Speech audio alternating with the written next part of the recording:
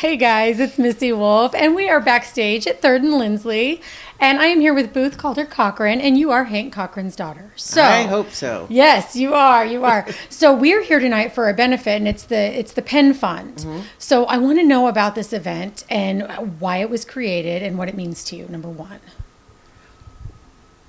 So Well, no.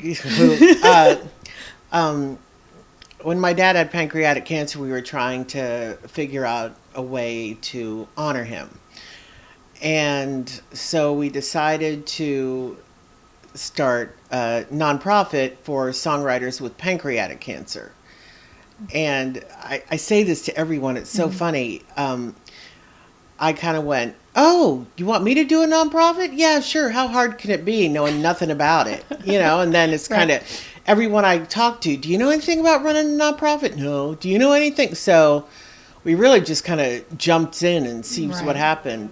But so then as time went on, we were a project of another foundation for a while. And then we decided to leave and start our own and help songwriters with cancer because a very good friend of Hank's passed away, and all he wanted to do was die at home.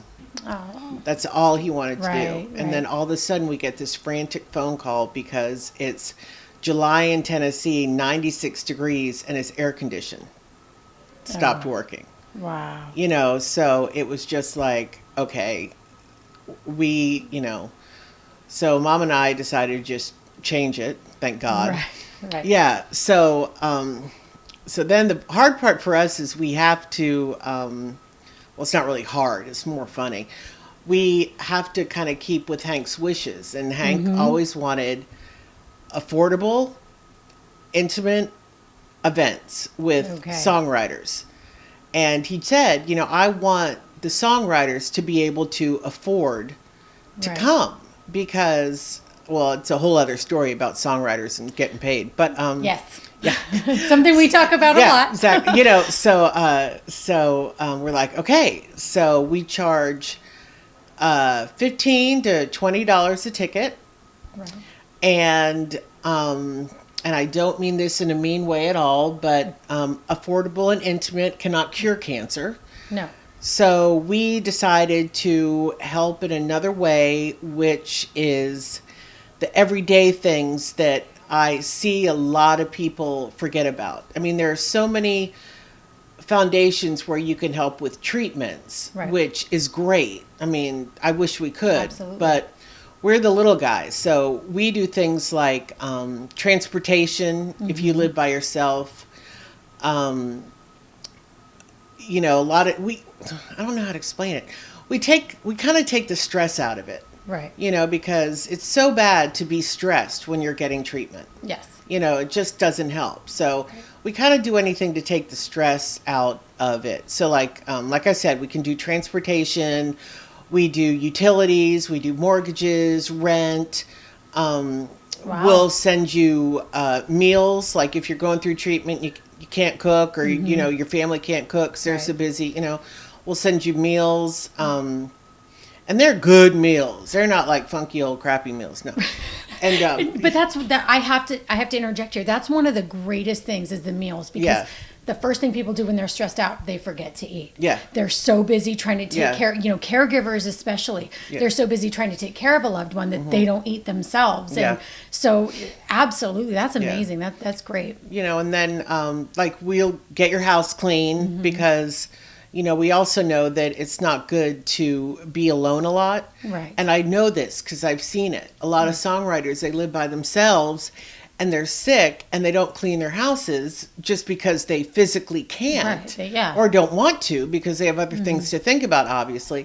And then they end up like not wanting friends to come over or anything like that because they're somewhat embarrassed. Yeah. And you have to have that interaction with people. Absolutely. It helps so much, and then, if your stress has nothing to do with you and has to do with more like a family member, like, oh my God, we're spending all my money on my treatment, but my daughter needs to go to the doctor, we'll pay that. Right. Oh, yeah. Okay. It doesn't have to, kind of, that's why we say we help songwriters and their families. Exactly. Who are affected by cancer. Yeah. Exactly. Wow. If you need someone to watch your kids, we're winging it. Well, that's the best way to learn, right? I mean, you throw yourself into a project and then you discover what works and what doesn't. And, we are a complete volunteer organization, so great. No one gets paid because we really want to try and give as much money as we can to the songwriters. So after our startup costs and everything, we're looking at like 85, maybe 90% of what we make will go to songwriters. I mean, even more than that, because people are really willing to help. Yeah, definitely. Definitely. So and songwriters, you touched on it earlier. I mean, songwriters just they don't get the credit, they don't make the money that they should, and it's really sad. And I'm learning more and more as I do these interviews and I talk to people, just really how completely devastating it is to the songwriter community. Like it's just it's not fair, you guys. It's really fair. not. It's just not fair. So I mean, technology obviously hurts songwriters because they got paid in a whole different way, and I always laugh about who knew Metallica was right. Remember they made such a fit when Napster started going on? Oh, they did. Yes, they did. And we know we can't stop technology, but it's really sad because songwriters' royalties are really the songwriters' income is the only income controlled by Congress because of all the copyright laws and stuff like that. So if you're a really great songwriter and you're bringing a lot of money into the publishing company, you can't go, hey, I need a raise. Yeah, like if you do a good job at work, you can usually go to your boss and say, hey, I've been doing this, exactly. I'd really like a raise.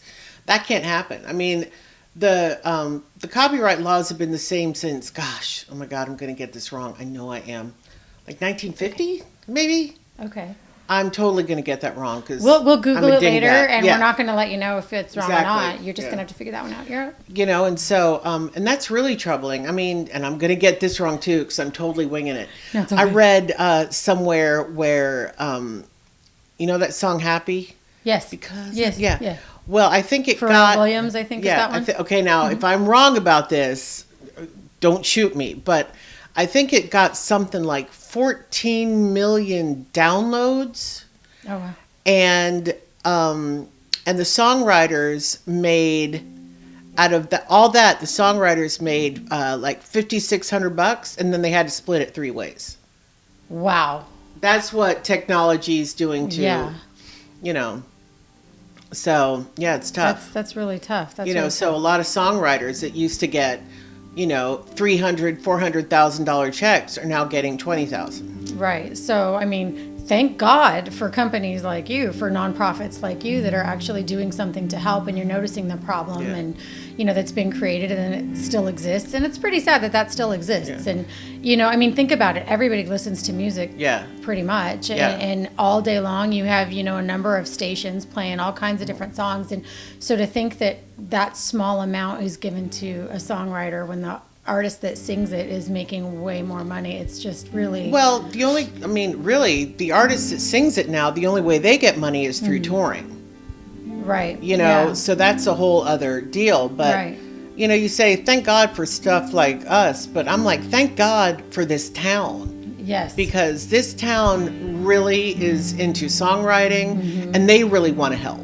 Well, and I've heard nothing more than, Tennessee takes care of their own. And look at the fires in Gatlinburg, and then Dolly Parton stepping up. And Tennessee does. They take care of their own. And the flood. Remember the flood? There was that earthquake at Haiti happened at the exact same time. So nobody was covering it. Right. Nobody knew what happened. And, Tennessee just stood up and fixed it. That's kind of what we do. We take care of our own. Yeah, that's awesome. Well, which is great. Thank you for taking care of your own and for taking the time to talk to us today. Well, thank you. Absolutely. This is my very first interview. Well, look at that. I'm lucky. I'm blessed. And everybody here is blessed that you're here and that you're doing this. And I'm sure your dad is just smiling and so proud of you. And, that's just such a great thing. So thank you so much for taking the time. And everybody at home, stay tuned.